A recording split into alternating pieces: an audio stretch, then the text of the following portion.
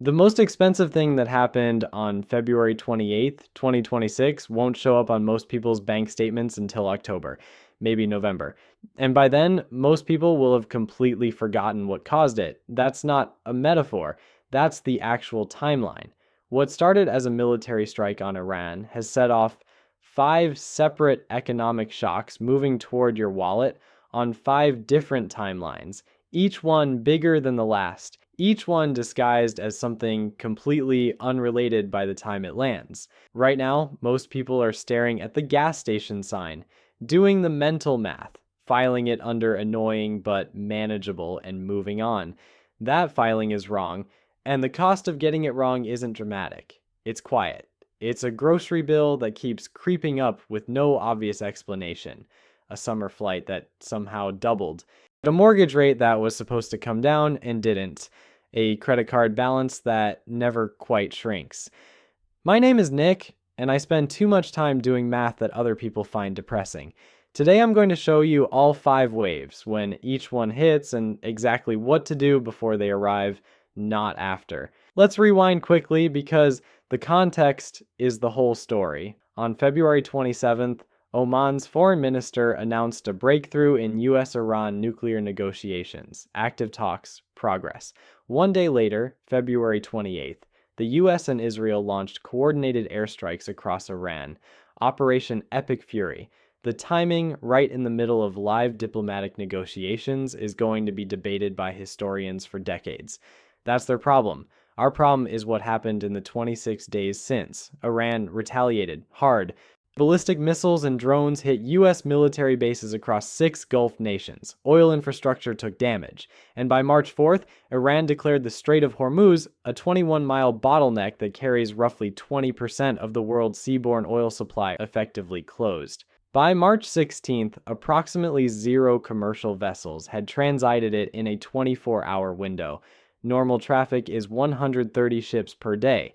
The IEA called this the single largest energy supply disruption ever recorded, larger than the 1973 OPEC embargo and the 1979 Iranian Revolution shock combined. They released 400 million barrels from emergency reserves, the largest release in the agency's history.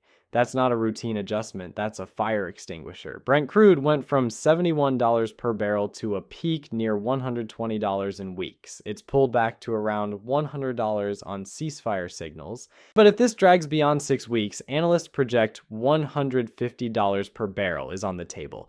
The gas price you're staring at, $3.96 national average, up from $2.94 at the start of this month, is wave 1. But this isn't one price spike, it's 5. Rolling toward your wallet on different timelines, each disguised as something unrelated by the time it lands.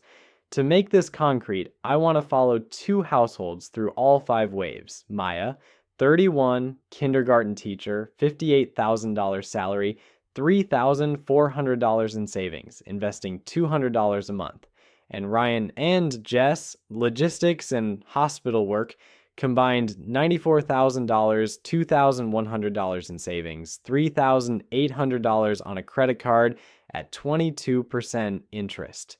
Same city, same grocery store, same news cycle. 2 completely different outcomes. Not because of income, not because of luck, but because of what they did in March 2026. Let's go through the waves. Wave 1, gas, the one you can already see. The national average hit $3.96 per gallon this week, up $1.02 in under a month. California is at $5.81.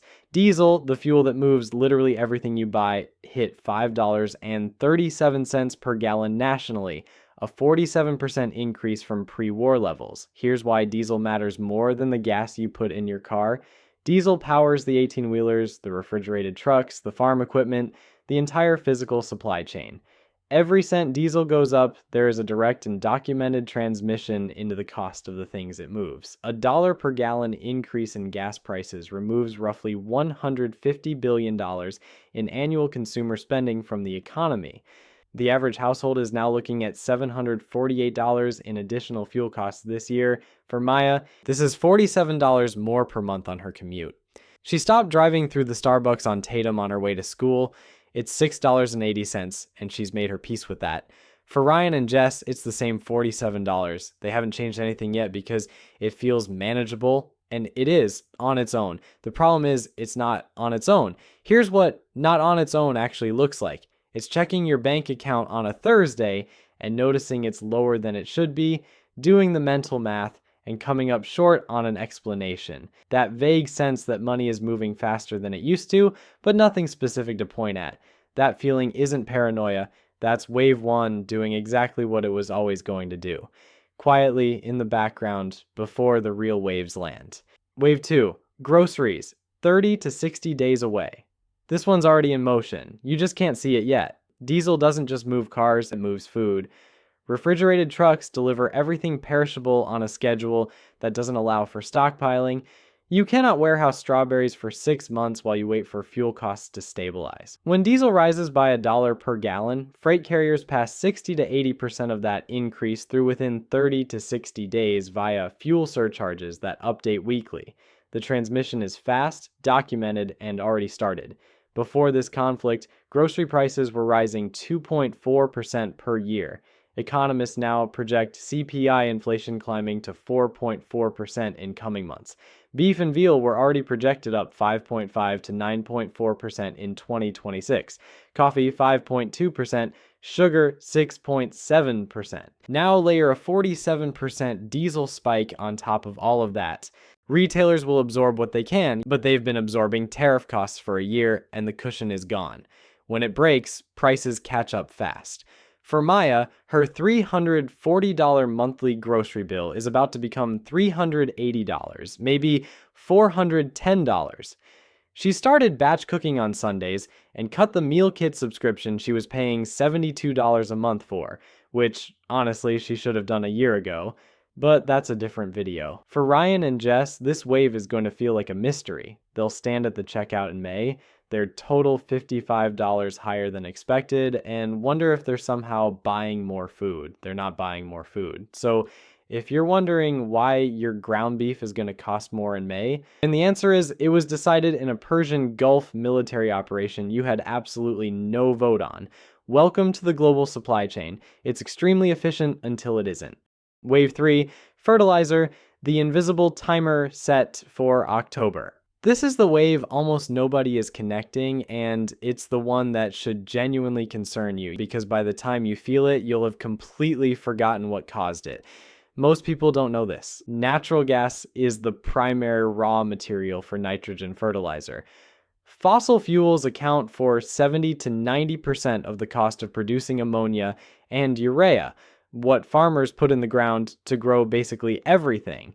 And roughly a third of the world's seaborne fertilizer trade passes through the Strait of Hormuz, which is closed. Within the first week of the conflict, high Gulf producers declared force majeure and halted exports.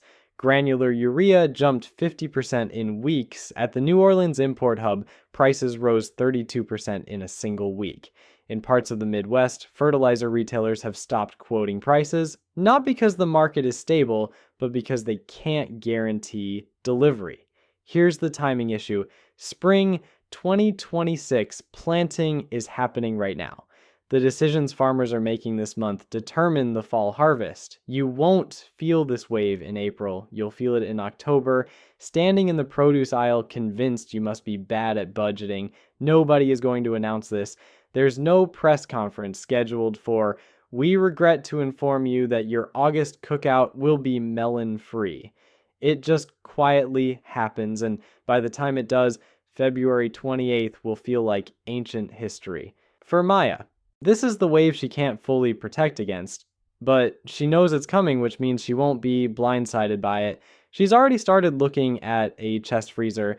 For Ryan and Jess, it arrives completely out of nowhere. In October, they'll tell their friends groceries are crazy right now. Their friends will agree. Nobody will know why. I want to stop here for a second. Gas, groceries, fertilizer, Persian Gulf military operations. Is this actually going to affect you? Or is it one of those economic stories that's technically real but mostly affects other people? The first 3 waves hit everyone. There's no income level that insulates you from diesel-driven food inflation or a fertilizer shortage that shrinks your options at the produce section. But waves 4 and 5 are where the gap between people who prepared and people who didn't starts to open up, and it opens faster than most people expect. Wave 4, airfare. Your summer vacation already cost more. Jet fuel surged more than 60% after the strait closure. Fuel accounts for 25 to 33% of airline operating costs, the single largest expense. When that jumps 60% in 3 weeks, you have two options: absorb it and destroy your balance sheet, or pass it through to customers. Airlines are not historically known for their selfless absorption of costs. Analysts are now projecting 15 to 30% fare increases for summer 2026 travel, with June and July absorbing the biggest hit. Spirit Airlines fares went up 124% in a single week, which is alarming, but also, a Spirit Airlines ticket went from something you'd pay $79 to suffer through to something you'd pay $176 to suffer through. At some point, the math stops making sense regardless of what oil is doing. Here's what's different about airline pricing versus groceries. Airlines bake fuel costs into their models months in advance. Those higher fares don't come back down fast even if oil drops tomorrow. The price you see today is almost certainly lower than next month. For Maya, this is why she called her mom. Book the July flight now before it gets worse. Her mom booked it, $287 round trip. She checked the same route yesterday. It's $341. For Ryan and Jess, they've been meaning to look into flights for a trip they've been talking about since December. They're going to have a bad time when they finally do. Wave 5, interest rates. The biggest one nobody connected. Here's the one that's going to quietly cost you the most money because it doesn't show up as a line item. It shows up as a number that won't go down. At the start of 2026, markets were pricing in multiple Fed rate cuts this year. Lower mortgage rates, cheaper car loans, relief on those 22% credit card APRs. People were waiting for it, building plans around it. That expectation is now functionally dead. The Federal Reserve held rates at 3.50 to 3.75% at its March meeting. And here's the trap they're in. Higher oil prices push inflation up while also dragging down consumer spending and employment. The Fed's two jobs, keep prices stable, keep people employed, are now pointing in opposite directions. The Fed is essentially a doctor whose only two medicines both cause the exact side effect they're trying to treat. Jerome Powell acknowledged the bind himself at the March press conference. He did not look like a man who was having fun. What does this mean for your actual life? 30-year mortgage rates are sitting between 6.22 and 6.45%, up from 5.87% in February. Auto loan rates for good credit buyers are running around 7%. Average credit card APRs are 21 to 24%, and Americans are carrying $1.277 trillion in credit card debt at those rates. Recession probability is now sitting somewhere between 30 and 50%, depending on how long the strait stays disrupted. For Maya, the mortgage rate she was waiting to drop just moved the wrong direction again. She's frustrated, but she has savings earning 4.2%, no credit card debt, and she didn't panic sell her index funds. She's positioned to wait this out. For Ryan and Jess, that $3,800 credit card balance at 22% just became more expensive to carry. The refinancing window didn't close, but it got a lot smaller. Here's where most people lose real money. Research tracking over 1 million investor accounts found that the average equity investor has underperformed the S&P 500 for 15 consecutive years. The market kept performing. The investors kept underperforming. The gap, almost 850 basis points in 2024 alone, isn't explained by bad stock picks. It's explained by one behavior: selling during volatility and buying back in after recovery, which sounds insane out loud. But that's what the data shows for 15 years straight. Here's why doing that right now would be particularly expensive. And 7 of the 10 best trading days over a 20-year period occurred during bear markets. 6 of those happened within 2 weeks of the worst days. The recovery doesn't happen gradually. It happens in violent upswings clustered right next to the crashes.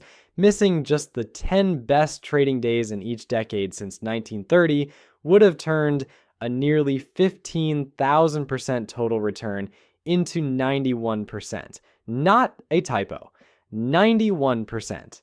The volatility that feels terrifying right now is exactly where long-term wealth gets built, by the people who stay in. Your nervous system evolved for a world where financial loss and physical survival were the same thing. It has not updated for index funds. Do not let it make this decision. Maya's $1,600 in index funds is down on paper right now. She looked at it once, closed the app, and went back to batch cooking on Sunday. Yeah, Ryan opened his 401k statement last week, felt sick, and has been avoiding it since. Both of them will be in the same position in 10 years, unless Ryan does something drastic in the next 90 days that locks in a loss he can't recover from. What you can actually do, starting this week, your emergency fund needs to be bigger, and it needs to earn something real. Nearly half of Americans can't cover a $1,000 emergency without going into debt. When your car needs $900 in brake work in the middle of a period where everything else is more expensive, the difference between having that money and not is the difference between an inconvenience and a credit card charge compounding at 22% for the next 8 months.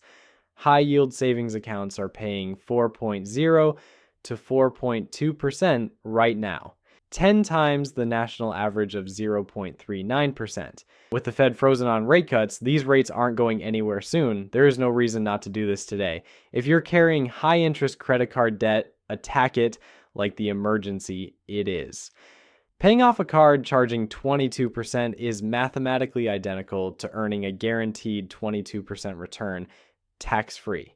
You cannot buy that return anywhere. Every month you carry that balance through rising prices and frozen rates is a compounding tax on inaction. Attack it. Do not stop your investment contributions. Do not touch your existing investments. The instinct to wait, move to cash, and see how this plays out is the most expensive financial mistake you can make right now. Keep your automated contributions running.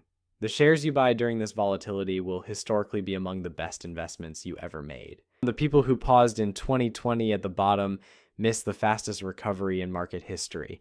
They sat in cash watching the rebound happen without them, then bought back in at the top. Don't be that person. Set the contribution. Walk away. Let it run. If you're planning summer travel, book flights now, not this weekend, today. The 15 to 30% increases analysts are projecting haven't fully landed yet. Maya's mom paid $287. That same flight is $341 and rising. Audit your energy exposure. Long commute in a vehicle getting 15 miles per gallon. That math just changed materially. Small business moving physical goods. Renegotiate freight contracts now before the full diesel surcharge hits your next invoice. Either the conflict resolves quickly and the economic damage is sharp but contained, like the 1990 Gulf War, where markets recovered in 6 months, or it drags into summer. The strait stays disrupted, the fertilizer shortage compounds into a food price crisis by fall, the Fed stays trapped. And what started as a gas price story becomes something that takes years to fully unwind, and we don't know which one. Nobody does. What we do know, the households that come through economic shocks in better shape are never the ones who earn the most. They're the ones who adjusted earliest, who looked past the gas station sign and saw wave one, not the whole storm. Ryan and Jess are going to be fine, but they're going to spend the rest of 2026 wondering why everything keeps getting more expensive, carrying that credit card balance a few months longer than they needed to, paying more for that summer trip than Maya's mom paid. None of it will feel like a disaster. It'll just quietly, persistently cost them. Maya already adjusted. She didn't panic. She didn't do anything dramatic. She just understood what was coming before it arrived. That's it.